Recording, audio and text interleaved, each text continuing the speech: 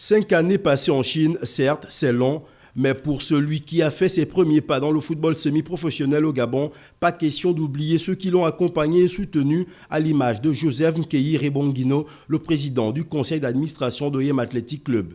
Ils sont nombreux qui sont passés à travers nos clubs, mais qui n'ont pas eu cette gentillesse de revenir vers nous et nous dire merci. Et moi j'ai dit c'est des enfants qu'il faudrait encourager, ils ne sont pas nombreux.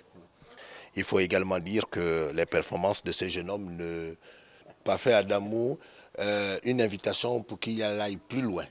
Pour qu'il aille plus loin et qu'il aille faire valoir ses talents à l'étranger avec un jour l'idée est plutôt la chance qu'il puisse tirer sur la vision du sélectionneur national.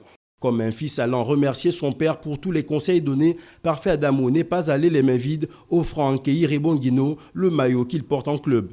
Bon, pour commencer, c'est un père pour moi et j'ai beaucoup appris de lui et je continue à apprendre du père. Et c'est le rêve d'un père de voir son fils jouer pour l'équipe nationale de son pays.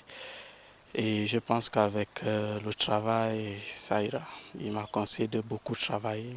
Et ça va aller. Le capitaine d'Azuri FC, qui a su conduire son club à la 4e place du championnat cette saison avant l'arrêt causé par la pandémie de la Covid-19, est susceptible de ne pas poursuivre l'aventure en Chine.